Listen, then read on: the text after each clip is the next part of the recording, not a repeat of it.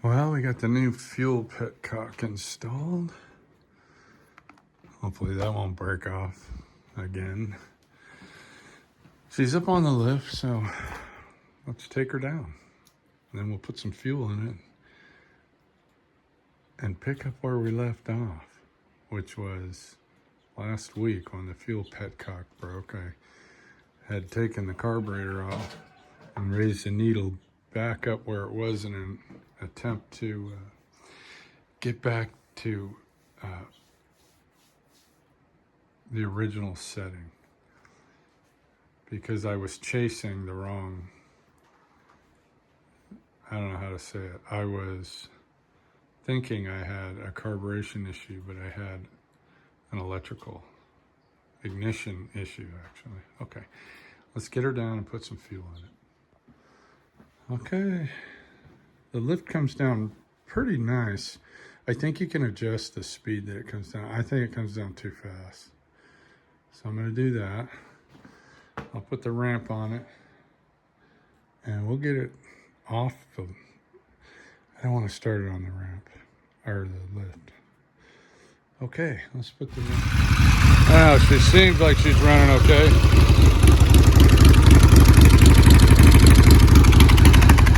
This one's missing. We still got problems on the right hand cylinder. I'll take her for a ride and read the plugs. Alright, post-ride report. It rides okay. It seems like it has a little less power than when the needle was up one on the circlip in the slide, but I don't know for sure. It just seems a little less throttle response.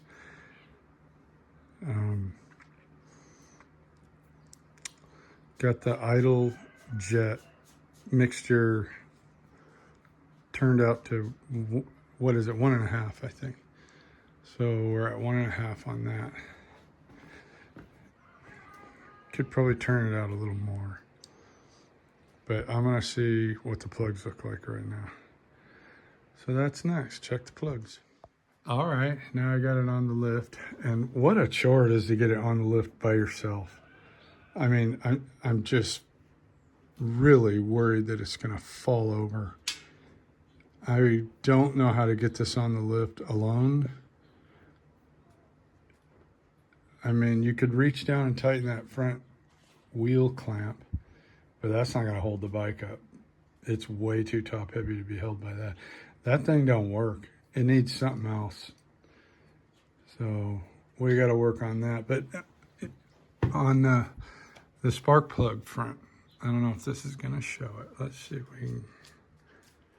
That is much better than it was.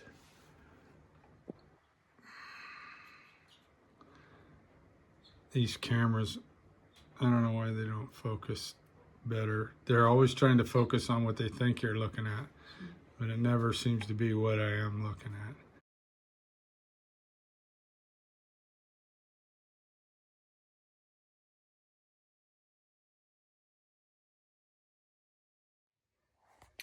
That's the left side. It was pretty much running good the whole time, and it sure looks a lot better.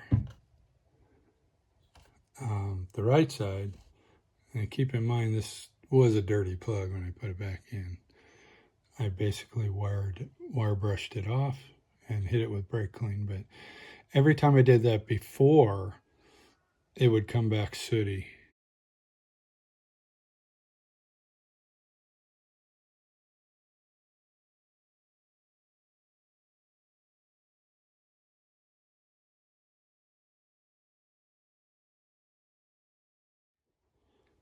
So really not sure. It's hard to get a good light on this. Let's see if I can get in a little better for you. But believe me, it's a lot better than it was. So something's improving. I've done carb adjustments, wires.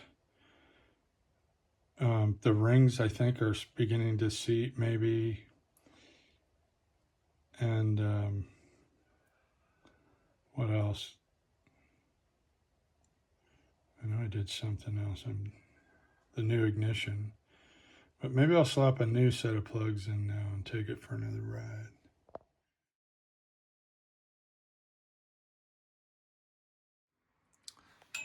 So I redid the wire on the right side. See, it had one of these, which is a straight boot coming out of the coil, and that rubs on this bracket right here. So I bought some 90s.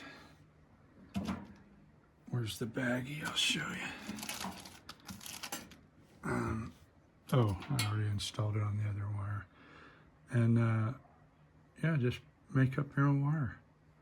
It's like 20 bucks for wire and connectors. And you get a 90 there coming out of the coil and straight shot to the plug with a 90 with a resistor. So this is solid copper wire, resistor cap, 5 ohm, 5K ohm, and a regular plug. You know, a Champion N7 wire. Those are good plugs. So anytime I'm trying to make rubber fit over something like a tire or one of these caps, I mean, you don't have to go crazy with it. You can just put a little teeny bit inside here, and that little rubber spark plug wire will just slide right through there. And it protects the rubber. So almost done with this side.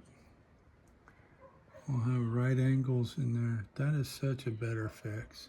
I saw that on the Mighty Garage with Mike.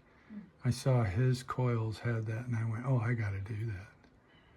It eliminates this rubbing the wire on that head stay bracket, which in the case of my wires, chewed right through it and started this whole problem. I didn't know there was a hole in my wires grounding out. So that was the repair job I did on the wire just to get me by. I black taped it. I heat shrinked it, and then I put some fuel line over it. I'll take it off and I'll cut this open so you can see. See if I can do this with one hand. I don't think I can. Maybe. So I got that off. There's that heavy duty tape that I put on it. I don't think I cut through it enough. I'm going to take that off and then just show you. So here you can see where it was rubbing on the frame piece. Not sure if I think it's showing wires, but certainly thin enough for a spark to escape to ground. And that's a bad design. I don't know if it came from the factory that way. I've never seen a brand new Norton, but it should have a 90 coming out of the coil.